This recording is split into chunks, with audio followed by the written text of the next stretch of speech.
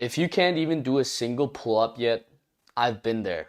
I used to be skinny fat and weak, and I couldn't even bend my arms when attempting a pull-up. And doing just one rep felt like a completely impossible goal. But now, I've been training calisthenics for over 3.5 years, and I can easily pump out 15 pull-ups with clean form anytime, anywhere. So in this video, I'll go over exactly how I would go about getting my first pull-up if I was starting over today. How to train, what exercises to do, how often to train, and exactly how to ensure you get fast progress even if you're starting from zero. The pull-up is such an important exercise to master in calisthenics because it's a basic exercise that's going to lay the foundation for everything else that you want to learn that's pull related down the road. Any pulling skill that you're going to learn, whether it's muscle ups, front levers, one arm pull-ups, built on top of the strength that you're gonna get from getting stronger pull-ups. So your first pull-up is gonna be one of the first big milestones in your calisthenics journey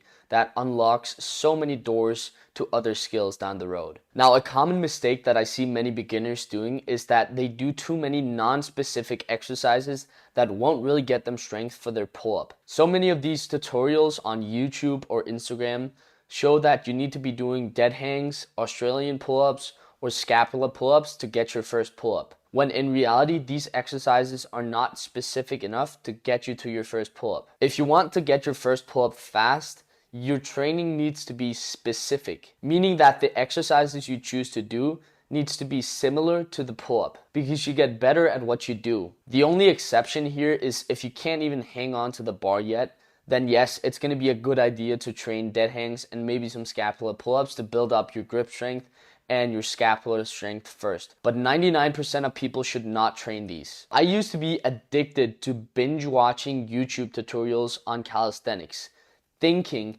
that it would get me progress. I literally remember when I was younger sitting in my room in the afternoon, and I was sitting in my room watching this tutorial, and when I was done, I literally thought in my head, oh, maybe now that I've watched this tutorial, I'll be able to do the pull-up. When I was still at the point where I couldn't even bend my arms more than this when trying to do the pull-up, like literally nothing. So I went down all excited to the pull-up bar downstairs, jumped on it, and I couldn't get any further. Of course I couldn't.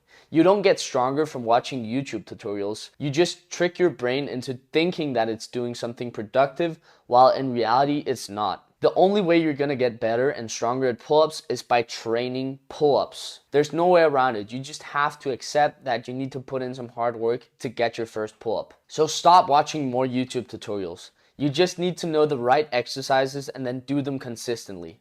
So take this video as your last tutorial on how to do pull-ups and then just go and train the pull-up until you can do it. Okay, so you only need 2 different exercises in my opinion to get you to your first pull-up. The first exercise you want to be doing is going to be banded pull-ups. In this exercise, we're basically replicating the full movement of the normal pull-up just with assistance from a band. You're just going to start from a thicker band and then gradually move down to a thinner band until you can do it without bands. You're going to aim for about 6 to 10 reps per set here. The second exercise we're going to be doing is going to be negative pull-ups. This basically just means we jump up to the top of the pull-up or step out from a box to the top of a pull-up and then lower ourselves down in the eccentric portion of the exercise as slowly as we possibly can. This is going to replicate half of the movement we're doing in a normal pull-up, but you're way stronger on the eccentric, so you're going to be able to do the pull-up without any added assistance. These 2 exercises are both very specific and very similar to the pull-up, and they're going to build you all the pull strength that you need to get your first pull-up. As optional accessories, you can include dead hangs, scapular pull-ups, and Australian pull-ups after you've done your 2 main exercises, but this is completely optional and it'll not get you that much gains towards your first pull-up. Now, how often should you actually train these exercises to get progress towards your pull-up? My recommendation is that you work on these exercises 2 to 3 times a week, enough to get stronger, but enough time to rest in between sessions to recover properly. And for each exercise, aim to do around 3 to 4 sets, pushing close to or all the way to failure, meaning you push all the way until you cannot do a single rep more or pretty close to it. For banded pull-ups, you just go until you can't pull yourself up anymore.